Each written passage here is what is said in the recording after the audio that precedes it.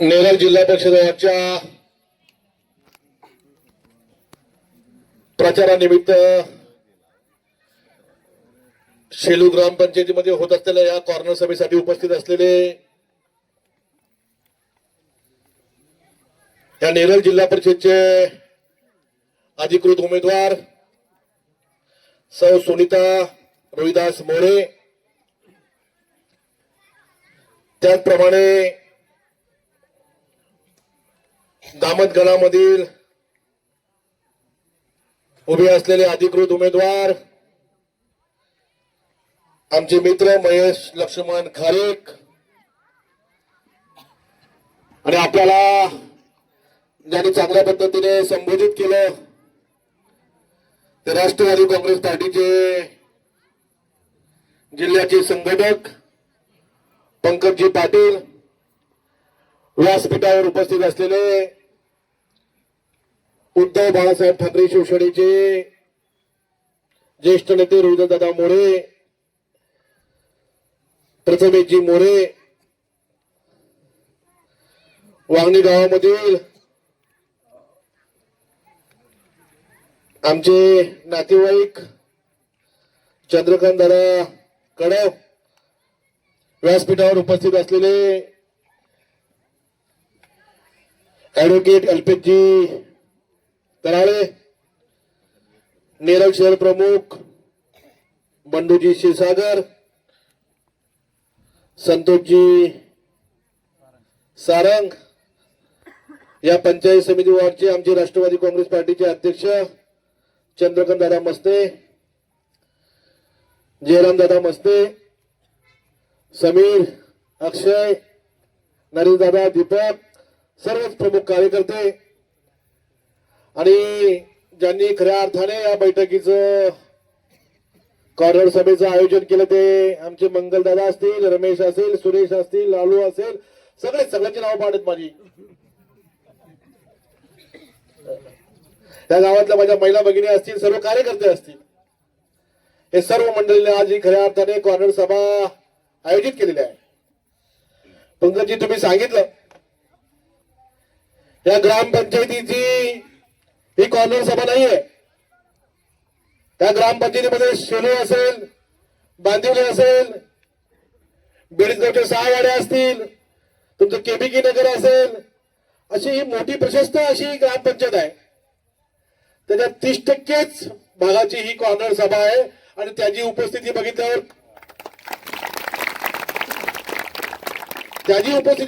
सुनीता ताई, तुम्ही आणि महेश दादा निवडून आजच आलात असं आपल्याला या ठिकाणी सांगायला काही हरकत नाही. कारण मंगल दादांनी सांगितलं या परिसरामध्ये काम करत असताना या बेडीजगावच्या वाड्या असतील आणि हा सुधाकर भाऊ असेल, हे आमचं जे नातं आहे, हे नातं भाऊ भावाचं नातं असेल, भाऊ बहिणींचं नातं असेल, वडील भावाचं नातं असेल, अशा पद्धतीने हे घट्ट नातं झालेलं आहे. आणि या घट्ट नात्यामध्ये कोणीही बदल आलं तरी त्यामध्ये काहीही फरक पडणार नाही असा विश्वास तुम्हाला मी 2 महिन्यापूर्वी दिला होता. आपल्या सर्वांना माहिती आहे 3 दिवसापूर्वी जी घटना घडली,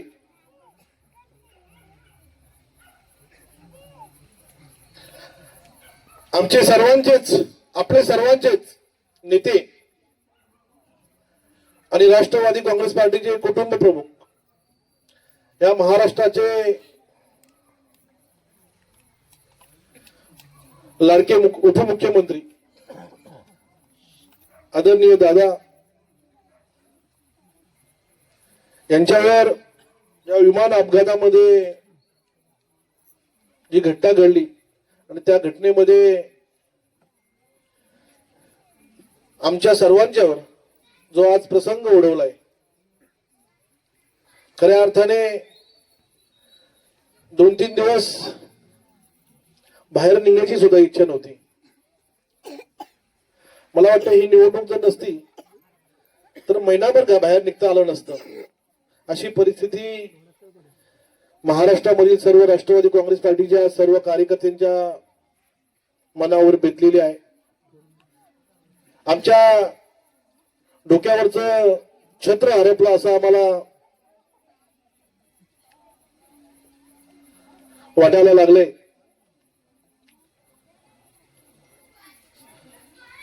परंतु जे घडलं त्यामुळे पूर्ण महाराष्ट्र, सर्व पक्षाचे सर्व लोक, सर्व जनता, महाराष्ट्रातली सर्व जनता दुःखी आहे. आणि या घटनेमुळे राष्ट्रवादी काँग्रेस पार्टीचं मोठं नुकसान झालेलं आहे. आपल्या सर्वांना माहित आहे, दादा म्हटलं की सर्वांच्या तोंडामध्ये कामाचा माणूस असं नाव यायचं.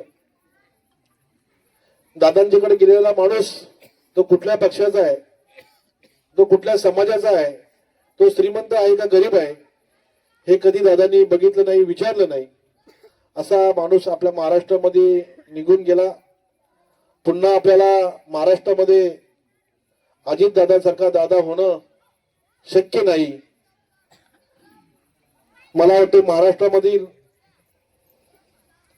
सर्वच लोकांच्या डोळ्यामध्ये अश्रू आणणारा हा क्षण होता. परंतु आता सर्वांनीच जे झालं ते आता पुढच्या काळामध्ये जितकं आपल्याला मनाला टोचत राहणार आहे. आणि आपण सर्वांच्याच वतीने मी आदरणीय दादांना एक श्रद्धांजली अर्पण करतो. आणि ह्या निवडणुकीमध्ये मोरे दादा सामोरं जायचं म्हटल्यावर घरी बसूनही चालणार नाही. आपण जे परिवर्तन विकास आघाडी तयार केली, त्या परिवर्तन विकास आघाडीच्या माध्यमातून या कर्जत तालुक्यामध्ये आपण 6 जिल्हा परिषद वॉर्डचे उमेदवार बंडू दादा उभे केले. त्यामध्ये 12 पंचायत समितीचे उमेदवार आहेत. सर्वांनी आमच्या विश्वासावर उमेदवारी घेतली आणि या निवडणुकीला सामोरं जायचं या परिवर्तन विकास आघाडीने ठरवलंय. आणि ही निवडणूक एका विशिष्ट परिस्थितीमध्ये आपण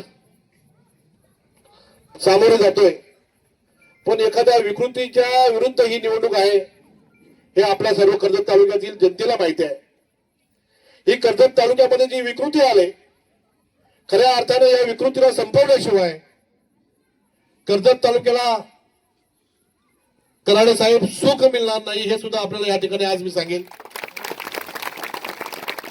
आपल्याला या निवडणुकीला सामोरं जात असताना, कर्जत तालुक्याचा विकास करत असताना, मगाशी कोणी भाषण केलं ते सदस्य, आपल्याचं नाव काय म्हटलंय, नितीन निरगुडांनी भाषण केलं. ज्या माणसाला राष्ट्रवादी काँग्रेसच्या घरावर जिल्हा परिषदेची निवडणूक लढवायला दिली, राष्ट्रवादी काँग्रेस पार्टीने त्यांना जिल्हा परिषदचा अध्यक्ष बनवलं, त्यांच्यावर जिल्ह्याची जबाबदारी होती, त्यांना त्यांच्या मतदारसंघामध्ये कामं करता आली नाही. याच्यापेक्षा वाईट गोष्ट काय असणार तुम्ही मला सांगा. 5 वर्षामध्ये जिल्हा परिषदचा अध्यक्ष असणारा माणूस माईक घेऊन कधी लोकांचं स्वागत केलं नसेल, असा जिल्हा परिषदचा अध्यक्ष पुन्हा एकदा उभा राहिलाय. सुनीताताईने आमच्या डेअरिंग केली, पण असं वाटलं का सुनीताताई 5 वर्षापूर्वी 5 वर्ष जिल्हा परिषदेच्या अध्यक्ष होत्या, अशा पद्धतीने सुनीताताईंचा कॉन्फिडन्स होता, हे या ठिकाणी आपल्याला बघायला मिळालं आहे. या बेडीसगावचं बँकेचे आपल्याला नातं मी सांगेन. मी तुम्हाला आपली कशेलला एक आदिवासी समाजाची आमची बैठक होती, पात्र जिल्हा परिषदेवरच्या सर्व प्रमुख आदिवासी कार्यकर्त्यांची बैठक लावली होती. त्यांनी खूप आग्रह केला, भाऊ आपण आता एकत्र तिकडे कुठेतरी जेवायला जाऊ. मी सांगितलं मला बेडीसगावला बैठक आहे, आणि पंकजीला सांगितलं का बेडीसगावचे माझे कार्यकर्ते माझी वाट बघत असतील आणि मला तिथं जावंच लागेल. गाडीत उतरल्यावर पंकजीने बघितल्यानंतर, हा सर्व जनसमुदाय बघितल्यानंतर पंकजी बोलले, बाबा ही नक्की आमच्या बेडीसगावच्या गव्हर्नमेंट सभा आहे की तालुक्याची सभा आहे, अशी आज पंकजी आपल्याला ही सभा बघायला मिळते. मी सुनीताताईंना सांगेल, आमच्या महेशदादा खारीकांना सांगेल, या बेडीसगाव मध्ये काम करत असताना या बेडीसगावचे सर्व माझे मतदार बंधू भगिनी असतील, माझ्या महिला भगिनी असतील, यांचा माझ्यावर विश्वास आहे, माझा त्यांच्यावर विश्वास आहे. आमच्या रमेशला कोणीतरी चॅलेंज केलंय त्या विधानसभेला सुधा भाऊला मतं जी बेडगावमध्ये मिळाली होती ती 100 माणसामुळे मिळाली होती. आणि रमेशला तो निरोप भेटल्यावर रमेशने मला फोन केला, हो त्या माणसाचा आम्ही चॅलेंज स्वीकारलेला आहे. म्हटलं बरोबर आहे, स्वीकारलं ना. मग तुम्ही जे चॅलेंज स्वीकारलेलं आहे, माझ्यापेक्षा 50 मतं जास्त भेटली पाहिजे यासाठी खऱ्या अर्थात तुम्हाला इथं काम करायचं आहे. कारण या परिवर्तन विकास आघाडीमध्ये राष्ट्रवादी काँग्रेस पार्टीचा समावेश आहे, उद्धव बाळासाहेब ठाकरे पक्षाचा समावेश आहे. दोन्ही पक्षाची जर मतं बघितली तर मला वाटतं 350 मतांनी नाही या वाड्यात 350 मतांनी आपण पुढे राहिलो होतो, बरोबर ना. आता आपल्याला 400+ या बेडगावच्या वाड्यामध्ये करायचं आहे. ही मंगलदादा तुमची, रमेशची, सुरेशची, लालूची, सर्वांची जबाबदारी आहे. सरपंच बरोबर का, जबाबदारी आहे ना. आणि मी तुमच्याकडे एक शब्द मागतोय आणि तुम्ही सर्वांनी मला तो शब्द द्यायचा आहे. आमच्या सुनीताताई असतील, आमचा महेश दादा असेल, हे दोन्ही उमेदवार आहेत इथे सुधाकर घारे उमेदवार आहे. यासाठी तुम्हाला सगळ्यांना मतदान करायचंय, करणार ना. सगळ्यांनी वरती हात करा.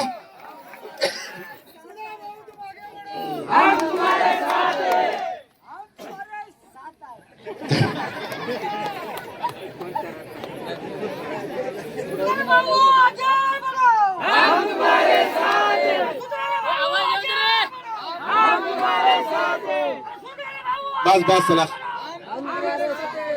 आता आपल्याला आगे दोघांना घेऊन जायचंय, सुनीता ताईला आणि महेश दादाला. सुधाकर भाऊची हाऊस झाली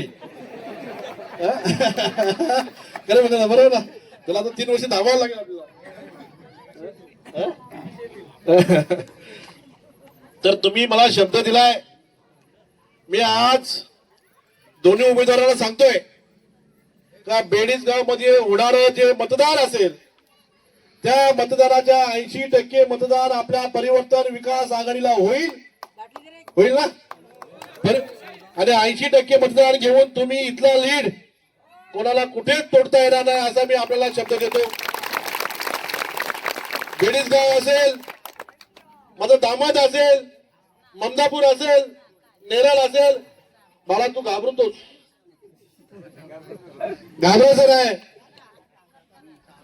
आपण सत्तेमध्ये होतो, आम्ही सत्तेमध्ये आहेत, तुम्ही नसलात तरी. मी सत्तेतला माणूस तुझ्या बरोबर आहे, तुला घाबरायची गरज नाही. प्रत्येक गोष्टीला आपल्याला माहिती आहे. अनेक लोकांनी माझ्यावर विविध प्रकारचे सोंगढंग करून पाहिली, अनेक गोष्टी करण्याचा प्रयत्न केला. मी तुम्हाला परवाच सांगितलंय, तर लगेच बातमी खुश झाला लगेच तिकडे. मी योग्य वेळी सर्व परिचय घेणार आहे. मला ही 7 तारखेची निवडणूक पहिली पार पाडायची आहे. मी जे उभे केलेले उमेदवार आहेत यांना निवडून आणायचे आहेत.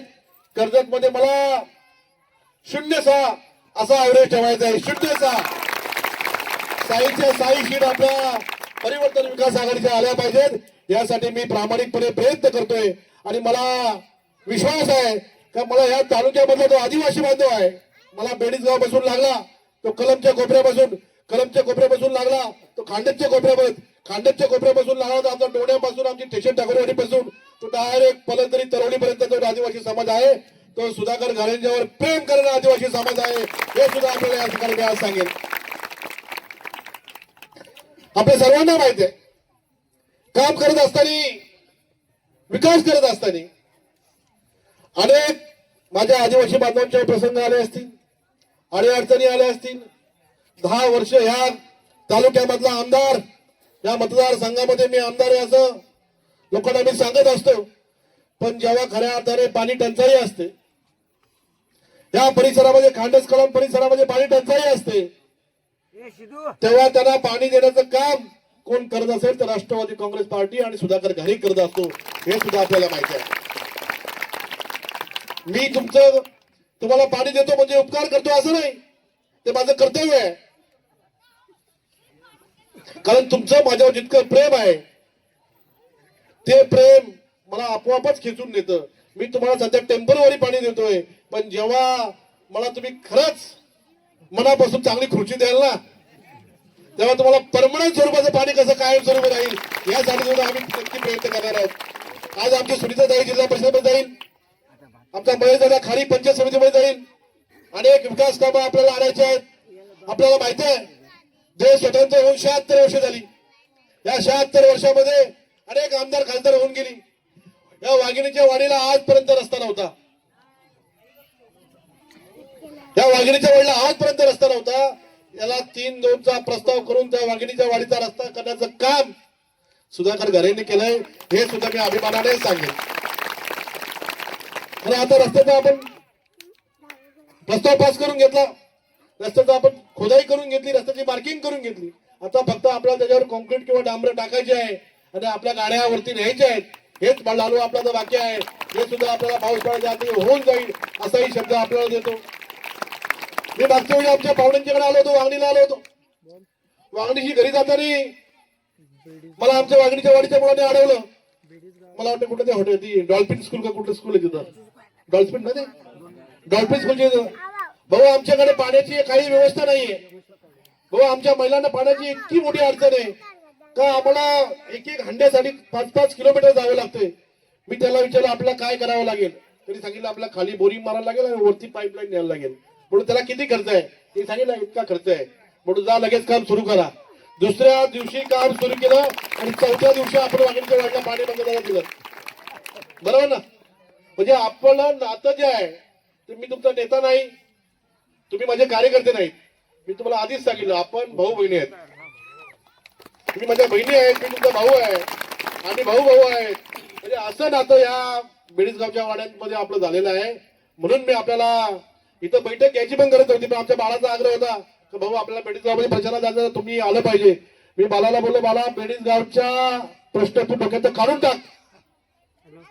तर तिथला जो मतदार आहे तो सुधाकर घारेवर आणि परिवर्तन विकास आघाडीवर प्रेम करणारा मतदार आहे. तो 100% आपल्या असलेल्या उमेदवारांना अगदी प्रामाणिकपणे मतदान देईल आणि आपल्याला निवडून आणेल. ही 7 तारखेला निवडणूक आहे. 7 तारखेच्या निवडणुकीमध्ये सुनीताताई रोहिदास मोरे यांची निशाणी मशाल आहे आणि आमच्या दामद पंचायत समितीचे उमेदवार महेश लक्ष्मण खारीक यांची निशाणी आपलं घड्याळ आहे. या दोन्ही निशाणी समोरचं बटन दाबून प्रचंड बहुमताने आपल्या दोन्ही उमेदवारांना निवडून आणायचं आहे. आणि निवडून आल्यानंतर मी जेव्हा 2017ला मी जिल्हा परिषदचा उमेदवार झालो होतो, तेव्हा माझं वय होतं मला वाटतं 27-28 वय होतं. वकील साहेब बरोबर ना पंकजी. तेव्हा मी उमेदवार झालो होतो. आमच्या इथे एक स्टेशन टाकरवाडे आहे, यांची सर्व सोयरे आहेत ते, बरोबर ना. त्या स्टेशन टाकरवाडीला त्यांची ग्रामपंचायत बीडला जंगलातून यायचं म्हणलं तर त्यांचा रस्ता फक्त 3 किलोमीटर. परंतु त्यांना बीडला यायचं असेल तर त्यांना तिथे एक नागनाथ म्हणून एक स्टॉप आहे पुन्हा मुंबई ट्रेनचा, माहिती असेल मला 11 नंबर. त्या गाडीत बसायचं, तिथून ते लोणावळ्यावरून खंडाळ्यावरून यायचं पुढे कर्जतला आणि कर्जतवरून यायचं बीड ग्रामपंचायतीमध्ये. असा त्यांचा प्रवास होता. त्यानंतर त्यांना जर पाणी पाहिजे असेल तर एक हंडा पाण्याचा ते ट्रेननी त्या फास्ट गाडीने यायचे कर्जतल्या स्टेशनला. त्या स्टेशनच्या पाणपोईवर ते हंडा भरून पाणी घेऊन जायचे कुठं परत त्या दुसऱ्या गाडीने काय त्यांचे डबे इंजिन मध्ये घेऊन जायचे. अशा पद्धतीने बँकर मध्ये घेऊन जायचं, असा त्यांचा प्रवास होता. मी 2017ला उमेदवार झालो. 2017ला उमेदवार झाला तर मी असा तरुण, आता पण तरुणच आहे, तर तेव्हा त्यांच्याकडे मी गेलो, ते माझ्यावर विश्वास ठेवायला तयार नाही. तर भाऊ 76-75 वर्षी झाली आमचा देश स्वतंत्र होऊन आपल्याला अजून आमच्या गावाला रस्ता नाही, आमच्या गावाला पाणी नाही म्हटल्यावर मी म्हटलं मी काय करू शकतो. मी म्हटलं माझ्याकडे आता काहीच नाही.